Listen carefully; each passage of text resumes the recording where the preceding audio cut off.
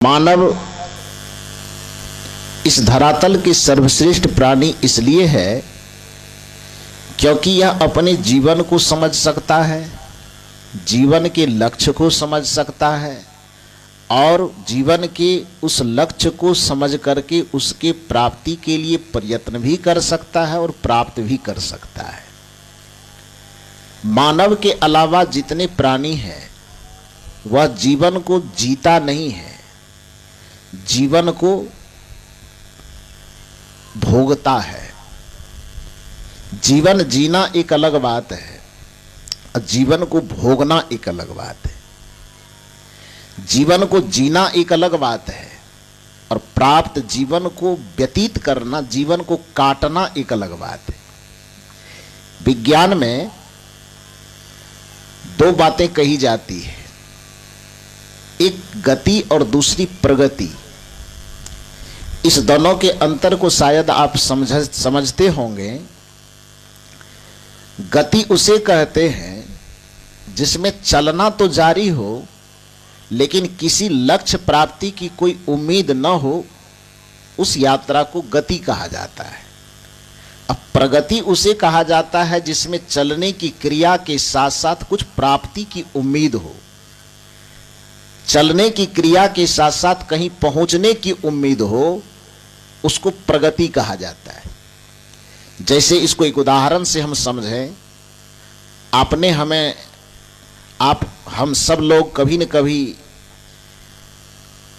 हाथ में घड़ी पहने होंगे, सुई से चलने वाला, जिसमें सुइयां घूमती है जिस घड़ी में, वो तो कभी देखे हैं, पहने हैं। या हाथ में नहीं पहने तो आज भी हाथ वाली घड़ी तो लगभग लोगों की गायब हो गई है, नहीं दीवार पर टंगने वाली घड़ी आज भी मौजूद है कि नहीं है। तो उस दीवार घड़ी में जब आप खरीद करके लाते हैं उसमें बैटरी लगाते हैं और जब से उसमें बैटरी लगती है वह घड़ी एकदम निरंतर सुइयां चलती है। मान लीजिए कि साल भर पहले आपने घड़ी खरीद करके लाया, घड़ी का सब चीज ठीक ठाक है, बैटरी भी बढ़िया है, तो सुई उसकी जब चलना जारी की है जिस समय से, तो उस समय से कभी बंद होती है कि नहीं होती है? सब चीज ठीक है तो क्यों बंद होगी? चाहे दिन हो, रात हो, गर्मी हो, बरसात हो, ठंडी हो, उसको उससे कोई लेना देना नहीं है। चाहे आप सोए हैं कि आप जगे हैं, इससे भी उसको कुछ लेना देना नहीं है। न उसको शनिवार और रविवार की छुट्टी है, न उसको रामनवमी और दुर्गा पूजा की छुट्टी है। आप छुट्टी मनाएंगे लेकिन आपके दीवार में टंगी हुई घड़ी की जो सुई है वो किसी भी सेकेंड के लिए छुट्टी नहीं मनाएगी। लेकिन सवाल आपसे यह है कि जिस घड़ी की सुई ने आज से साल भर पहले चलना शुरू किया था और 365 दिन तक लगातार चलने के बाद उस घड़ी की सुई को हम देखने जाएंगे कि कहाँ भेड़ा से गोड्डा अभी तक पहुंचा है कि नहीं पहुंचा है, तो क्या पता चलेगा? घड़ी की सुई जो आज से साल भर पहले चलना शुरू किया और कभी रुका नहीं, कभी वह सुई नहीं रुकी है, निरंतर सेकेंड दर सेकेंड खिसकते चली जा रही है। सोते जागते उठते बैठते हम सोते हैं, जागते हैं, खाते हैं, पीते हैं और कोई काम करते हैं और उस सुई का काम केवल चलना है, चलना जारी है साल भर पहले से, कभी रुकी नहीं है। लेकिन उस घड़ी के सुई को हम देखने जाएंगे, भाई साल भर पहले चलना शुरू की है तो कुछ न कुछ दूरी तो तय की होगी ना। उस घड़ी के सुई को जब हम देखने जाएंगे तो जो साल भर पहले चलना आरंभ किया है, 365 दिन चलने के बाद भी वह पहुंचा कहां है? भेड़ा से गोड्डा कि दुमका, क्या पता चलेगा? 1 इंची भी खिसक करके दाएं बाएं नहीं हुई है। उसको हम गति कहेंगे, उसको प्रगति नहीं कहेंगे। जिसमें, ध्यान दीजिए परिभाषा पर, जिसमें चलने की क्रिया तो निरंतर चलती रहे लेकिन कहीं पहुंचने की कोई कामना न हो, कोई लक्ष्य निर्धारित न हो, कहीं जाने कहीं प्राप्तव्य न हो, कोई गंतव्य न हो और चलना जारी रहे, ऐसी स्थिति में चलने की क्रिया को गति कहा जाता है। अब प्रगति उसे कहते हैं जिसमें चलने के साथ साथ कुछ यात्रा तय हो, जिसमें चलने के साथ साथ कुछ लक्ष्य तय हो, जिसमें चलने के साथ साथ कुछ प्राप्ति तय हो, निर्धारित हो कि ये हमें प्राप्त करना इसीलिए हम चल रहे हैं, तब उसको हम प्रगति कहते हैं। उसी तरह से जीवन जीना और जीवन गुजारना ये दोनों अलग अलग बातें। जीवन जीना उसी का सार्थक होता है जिसके जीवन में कुछ लक्ष्य होता है। मानवेतर प्राणी का जीवन इसलिए गुजर रहा है क्योंकि मानवेतर प्राणी को खाने पीने सोने के अलावा जैसा प्रकृति ने तय कर दिया है, जन्म ले रहा है, खाया पिया बजाया, दुनिया से चला गया। मानव इसलिए सर्वश्रेष्ठ है कि मानव प्रकृति की दी हुई व्यवस्था को, या कहने में थोड़ा आसानी लगे आपको, तो परमात्मा की दी हुई प्रत्येक व्यवस्था को यह मनुष्य चुनौती देकर के जीता है। एक तरह से कहा जाए तो मनुष्य एक ऐसा प्राणी है धरती का जो परमात्मा की व्यवस्था का विद्रोही है। परमात्मा की व्यवस्था को स्वीकार नहीं करता है। परमात्मा की व्यवस्था से टकराने की ताकत होने के कारण यह मनुष्य श्रेष्ठ है इस धरती का। आप कहेंगे कि ये कौन सी अजीब बात आप कह रहे हैं, इतना दिन तक तो हम सुने हैं कि मनुष्य परमात्मा के बड़े पुजारी है, और आप कह रहे हैं कि मनुष्य परमात्मा के विद्रोही हैं। हाँ, बिल्कुल विद्रोही है। और यदि शायद मैं कहूं आपको तो आप भी सहमत होइएगा। आप कहें कैसे? मान लीजिए कि प्रकृति ने, परमात्मा की व्यवस्था ने कहिए या प्रकृति की व्यवस्था में गर्मी पड़ रही है ना। कौन सा भैंस अपने लिए एयर कंडीशन बनाया होगा? गाय, बैल, घोड़ा, गधा, चींटी, हाथी, किसी का नाम लीजिए।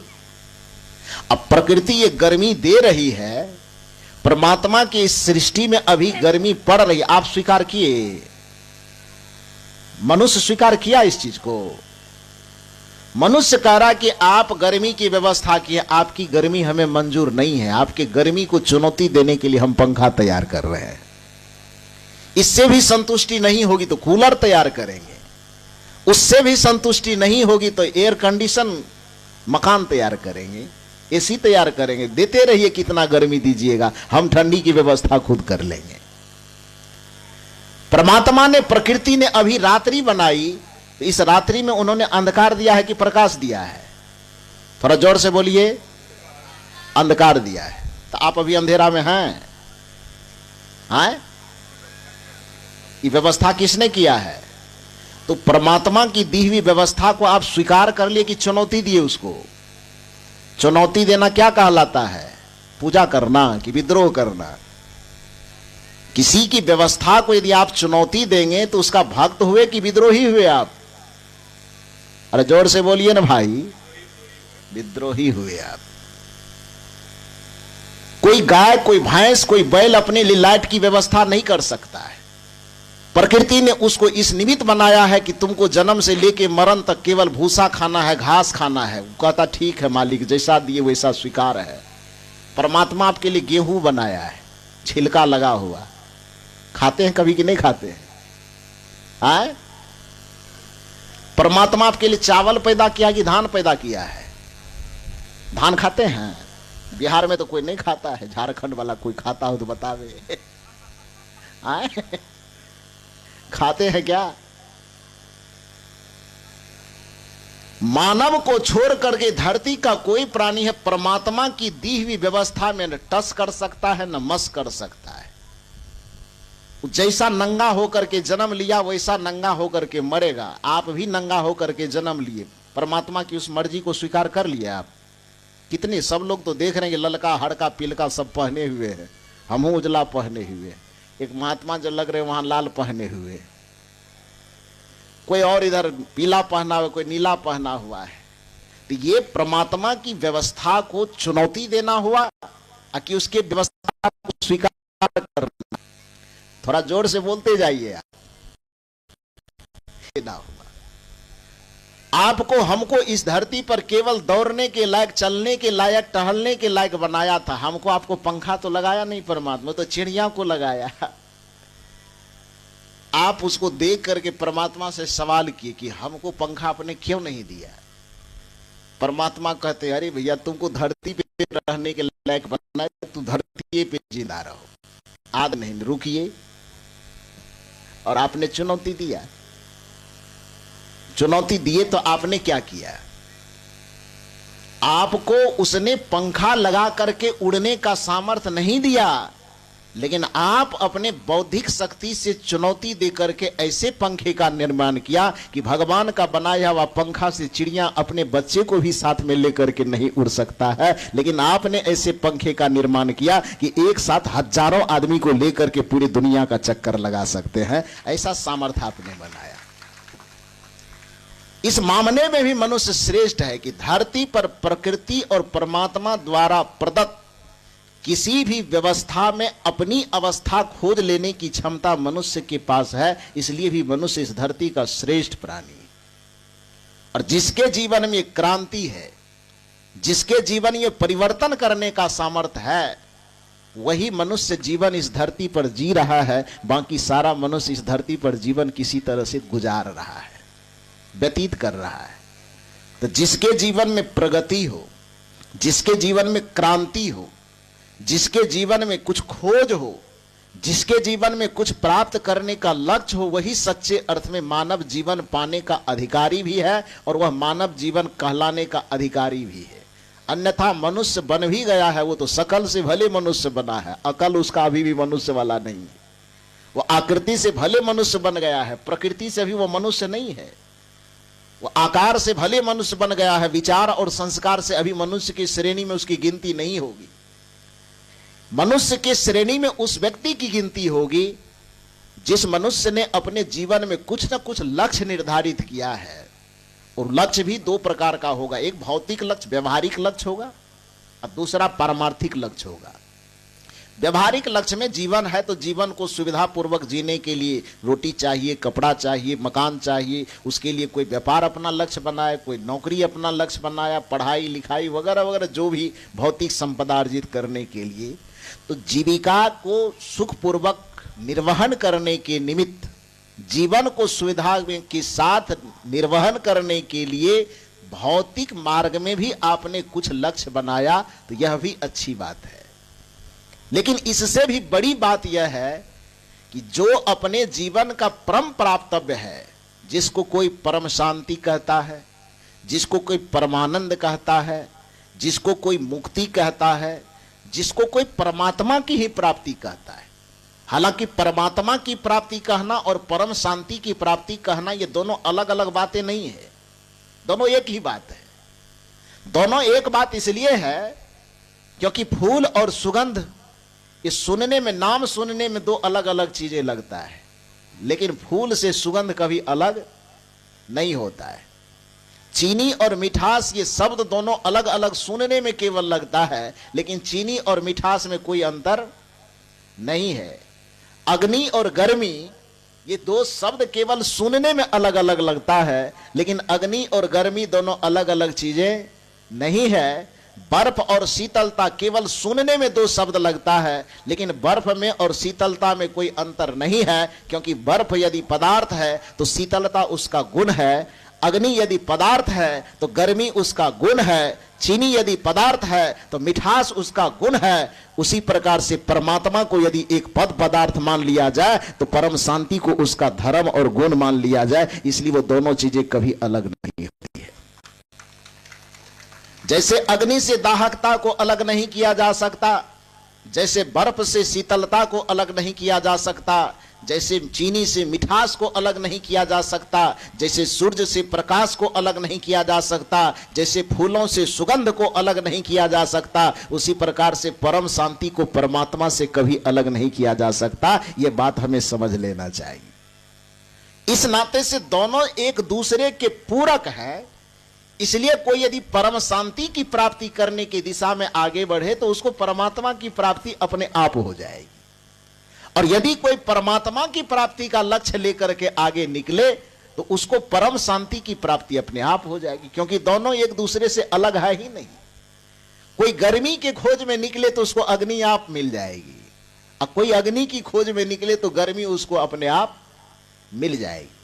कोई फूल के खोज में निकले तो स्वाभाविक है कि उसको सुगंध मिल जाएगी, और कोई सुगंध के खोज में निकले तो स्वाभाविक है कि सुगंध को खोजते पहुंच जाएगा, चाहे इधर से कोई पहुंचे उधर पहुंचेगा उसी जगह पे। तो कहा है कि परमात्मा की गोद में निकला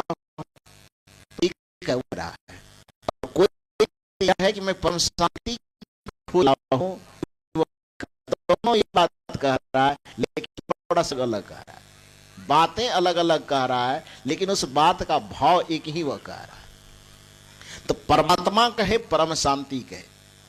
सवाल यह है कि यदि आप मनुष्य हैं तो आपके जीवन के येन केन प्रकारेण जो भी आपके जीवन का लक्ष्य है, उस लक्ष्यों में जो एक लक्ष्य निचोड़ करके निकाला जाए तो वह लक्ष्य यह है कि आप मनुष्य होने के नाते परम शांति चाहते, किसी भी कीमत पर। चाहते हैं कि नहीं चाहते? दुनिया में जो कुछ भी कार्य व्यवहार आप करते, सवाल यह पैदा है हो कि आप पूजा करते हैं, क्यों करते हैं? सीधा सा उत्तर आएगा, शांति के लिए। आप भगवान को मनाते हैं, क्यों मनाते हैं? भगवान को भगवान के लिए मनाते हैं। आप मंदिर में ही आ रहे हैं पूजा करने के लिए, चाहे वो दुर्गा जी की पूजा करें, काली जी की पूजा करें, कबीर साहब की पूजा करें, या दुनिया के किसी भी व्यक्ति की पूजा करें, क्या उस व्यक्ति के लिए, उस महापुरुष के लिए उसकी हम पूजा करते हैं? नहीं। उसकी पूजा करते हैं तो उसकी पूजा करने के वक्त में हम उसके से मांग रखते हैं। क्या मांग रखते हैं? मांग तो आप लोगों को क्या बताया जाए, तो आप लोग जितना मांगते हैं तो आप ही लोग बताइएगा क्या क्या मांगते हैं। लेकिन जैसे ही आप पूजा, चाहे अगरबत्ती जलावे, दिया जलावे, फूल चढ़ावे, पान बतासा जो भी चढ़ावे, और चढ़ाने के बाद जब माथा झुकाते हैं तो मन एकदम मांगों की पूरी लिस्ट खाका तैयार रखती है, क्या क्या चाहिए। और यदि पूरा कर दीजिएगा दुर्गा मैया तो अगला साल क्या होगा? फीस बढ़ा देंगे। हाँ देने का, बतासा का थोड़ा पोटली बढ़ा देंगे, कुछ और दे देंगे। उस देवी देवता भगवान भगवती के सामने भी हम जाते हैं तो हमारी एक मांग रहती है भीतर से।